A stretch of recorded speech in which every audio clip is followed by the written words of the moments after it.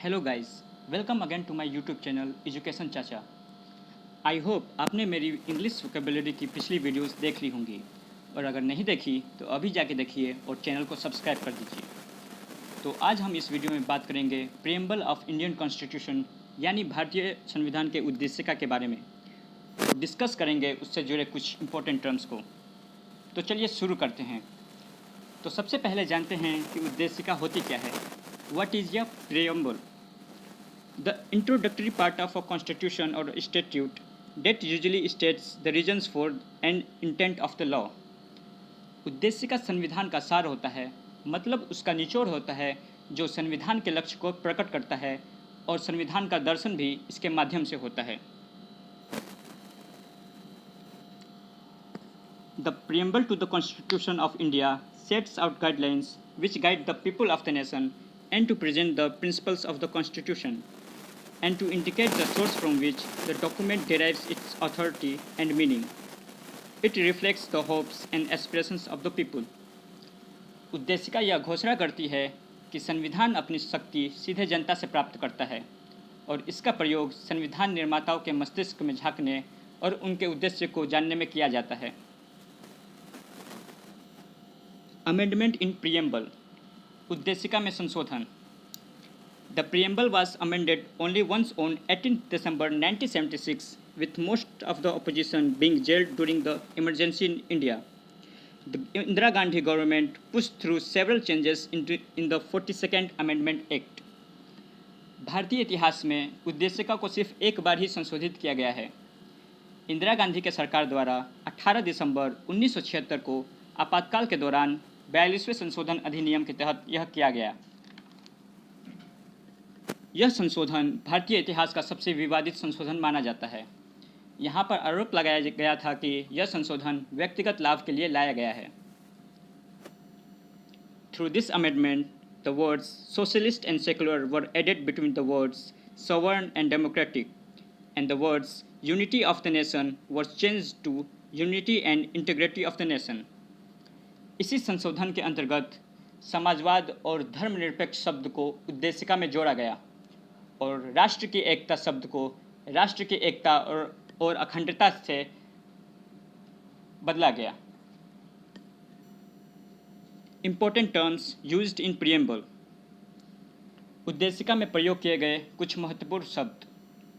We the people of India, हम भारत के लोग। The constitution has been drawn up and enacted by the people of India through their representatives, संविधान भारत के लोगों द्वारा बनाया और लागू किया गया है। अंततः उद्देशिका यह घोषणा करती है कि संविधान अपनी शक्ति सीधे जनता से प्राप्त करती है। सवर्ण, संप्रभुता। India is a free country and no external power can dictate to the government of India. It means that it has the power to legislate on any subject. भारत एक आज़ाद देश है, और राज्य की राजनीतिक सीमाओं के भीतर इसकी सत्ता सर्वोपरि है। यह अपने खुद के कानून बनाने में सक्षम है, और यह किसी बाहरी शक्ति की प्रभुता स्वीकार नहीं करता। सोशलिस्ट, समाजवाद। Wealth is generated socially and should be shared equally by society through distributive justice, not concentrated in the hands of few, and that the government should regulate the ownership of land and industry to reduce socio-economic inequalities. भारतीय समाजवाद अनिवार्य रूप से लोकतांत्रिक होना चाहिए, मतलब जो धन सामाजिक रूप से उत्पन्न होता है वह कुछ वर्ग के हाथों में केंद्रित न होकर वितरण के माध्यम से सब में बराबर साझा किया जाना चाहिए। सरकार को सामाजिक आर्थिक विषमताओं को कम करने के लिए भूमि और उद्योग के स्वामित्व को विनियमित करना चाहिए। समाजवाद शब्द भारत को एक जन कल्याणकारी राज्य के रूप में स्थापित करता है। सेकुलर, धर्मनिरपेक्ष। There is no official religion and all religions are treated with equal respect by the government, मतलब भारत एक धर्मनिरपेक्ष देश है जो किसी खास धर्म को प्रोत्साहित नहीं करता, सभी धर्म के लोगों को समान अधिकार देता है। All the citizens of India are allowed to profess, practice and propagate their religion, यहाँ के लोगों को अपनी इच्छा अनुसार धर्म पालन का अधिकार मिलता है। सबसे महत्वपूर्ण बात, धर्मनिरपेक्ष कोई उधार लिया गया शब्द नहीं है। भारतीय साहित्य में सर्वधर्म समभाव के आदर्श के रूप में मौजूद था। यहाँ धर्म पर आधारित विभेद का विरोध किया गया है, न कि राज्य का धर्म से संबंध का। डेमोक्रेटिक, लोकतंत्र। We have adopted a form of government in which people elect their ruler and hold them accountable. लोकतंत्र एक ऐसी राजनीतिक व्यवस्था है जो पदाधिकारियों को बदल देने के नियमित संवैधानिक अवसर प्रदान करती है। People elect their government by a system of universal adult franchise, popularly known as one person, one vote.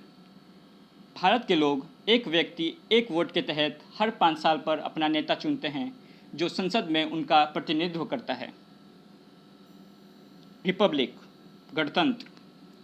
The head of the state is an elected person and it is not hereditary position. Thus India has a president who is elected and has a fixed term of office. गणतंत्र सरकार का एक वह रूप है जिसमें देश को एक सार्वजनिक मामला माना जाता है, न कि शासकों की निजी संस्था या संपत्ति। गणराज्य की परिभाषा का विशेष रूप से संदर्भ सरकार के एक ऐसे रूप से है जिसमें व्यक्ति नागरिक निकाय का प्रतिनिधित्व करते हैं और किसी संविधान के तहत विधि के नियम के अनुसार शक्ति का प्रयोग करते हैं। जस्टिस, न्याय। The laws would not discriminate between citizens on the basis of caste, religion and gender. देश के किसी भी व्यक्ति के साथ उसके जात, धर्म, लिंग, जन्म स्थान इत्यादि के आधार पर भेदभाव पूरी तरह से वर्जित है। The government would work for the welfare of the poor and oppress so that social inequalities are reduced. सामाजिक न्याय की प्राप्ति हेतु छुआछूत का उन्मूलन, उपाधि का उन्मूलन किया गया है। आर्थिक न्याय हेतु राज्य नीति निर्देशक तत्वों का प्रावधान रखा गया है। लिबर्टी, स्वतंत्रता। Citizens are free to express their opinions and there is no unreasonable restrictions on their liberty. However, liberty does not mean freedom to do anything and it must be exercised within the constitutional limits. इसका मतलब नागरिक पर बाध्यकारी तथा बाहरी प्रतिबंधों का अभाव है। इसके अंतर्गत एक नागरिक द्वारा दूसरे के अधिकारों का उल्लंघन करना निषेधित है। इक्वेलिटी, समानता।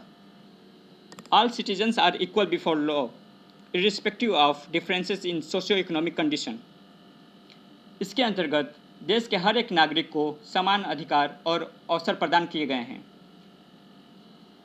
The term equality means the absence of special privileges to any section of the society. कानून के सामने अमीर गरीब सब एक समान हैं। इसका मतलब समान अपराध के लिए समान दंड का प्रावधान है। Fraternity, बंधुत्व। Each citizen should respect the feeling of brotherhood and no one should treat a fellow citizen as inferior. It embraces psychological as well as territorial dimensions of national integration. इसका उद्देश्य भारतीय नागरिकों के मध्य बंधुत्व की स्थापना करना है, क्योंकि इसके बिना देश में एकता स्थापित नहीं की जा सकती है। It leaves no room for regionalization, communalism, casteism, etc., which hinders the unity of the state. इसके अंतर्गत जातिवाद, क्षेत्रवाद आदि की कोई जगह नहीं होती है। तो इस वीडियो में मैंने प्रियम्बल और उससे जुड़े इम्पोर्टेंट टर्म्स को डिस्क्राइब कर दिया है। आई होप आपको मेरी वीडियो पसंद आई होगी, तो वीडियो को लाइक और शेयर करें और कमेंट्स में अपने व्यू दें और चैनल को सब्सक्राइब करना ना भूलें। Thank you.